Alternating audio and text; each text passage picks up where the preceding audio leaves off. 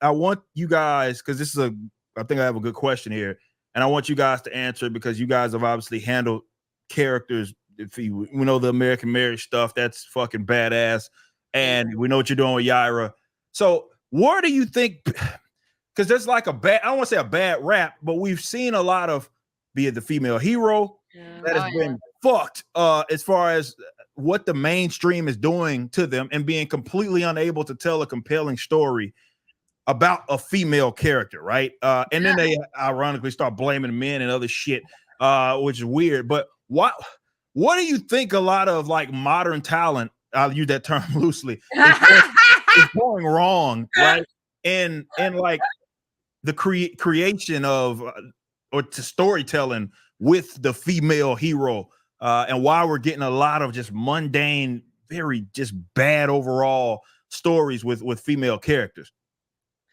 Well, go. You want to go? You go first because you were born first. Okay. Well, I would say it's kind of like a Cowboy Bebop One Piece situation. Mm-hmm. We have people that there's IP there and it's perfect and it's wonderful and they can use it.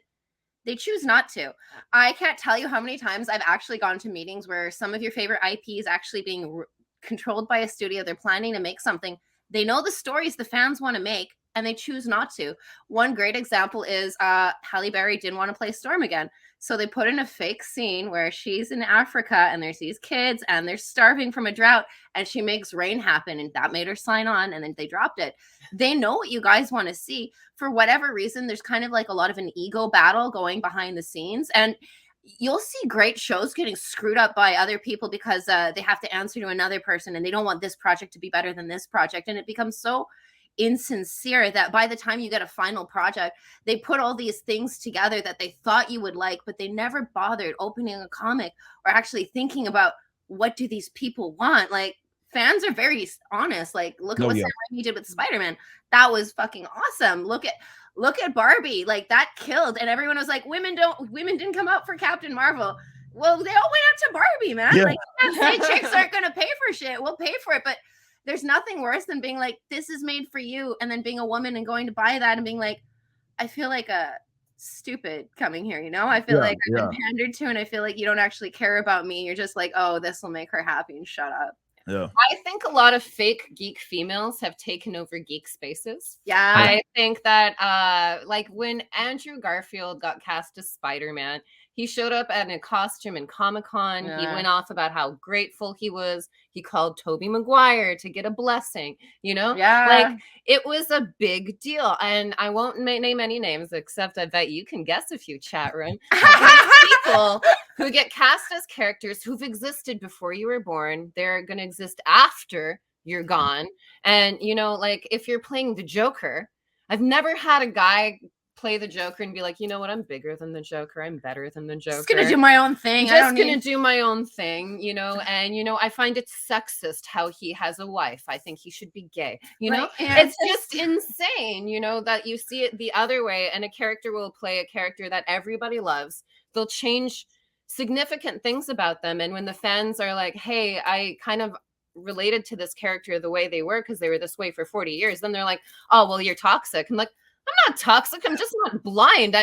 It used to be like Marvel, DC, Star Wars. A lot of these geek IPs were made famous by the fans. Like Star Wars was a little nerd thing. It used to be like, if you like Star Wars, you'd be like, oh, that's so cool. That's neat. And that's how people acted when I said I liked Deadpool. Like there was a day where Deadpool was unknown. If you can believe it.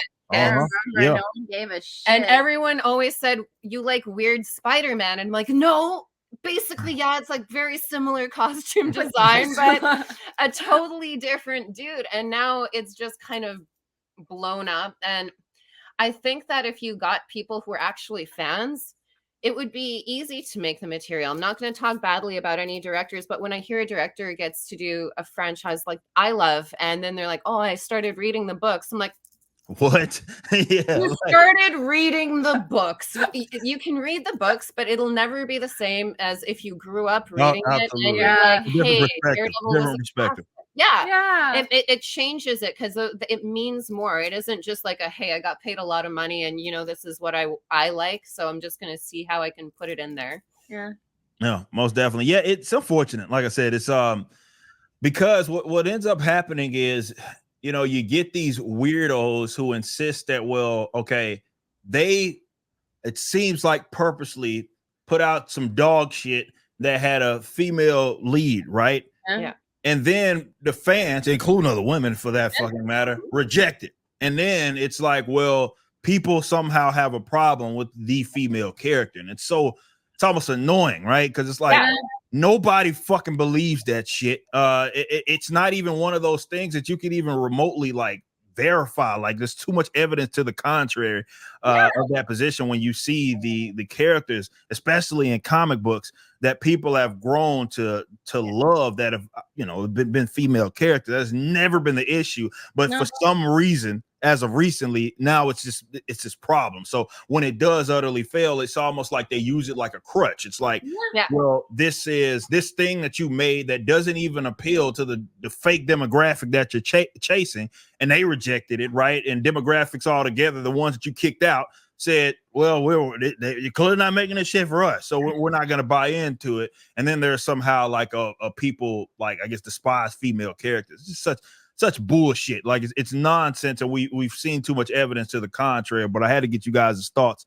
you know, on that, because like you guys have done a lot of characters over the years, and you fucking made it work. And you know, you just recently talked about Black Widow. To me, that's one of my favorite, you know, comic books like that never has ever been fucking released as a limited series, because it was just so fucking good. It was so fucking good, and it was good for the right reasons. It was like it was a character that people understood, they knew, put in a situation that is very believable, and they are responding as you would expect Black Widow to respond in those given scenarios. So you knocked it out across the fucking board, and that's all everybody fans ever asked for. It's just like, do these fucking characters justice. That's it. That's all you have to do. It seems like an easy thing, but you know, modern, especially mainstream stuff, seems to overcomplicate things, and I think that's why they utterly fail in some aspects. So like I said, I just had to get you guys' thoughts no, it's on true. that. And it makes no sense, because in the 90s every movie was an action movie with a chick in it. True. Charlie's Angels, oh my god. Yeah. That one Charlie's anytime, because we make a lot of female driven thing, and they always ask us, will a man watch this? And I'm like, yes. Yeah, Nothing here that's gonna make a guy like be like, if anything, if we do a good job, guys will like it very much. Guys love chicks. Ask them. Absolutely. Exactly.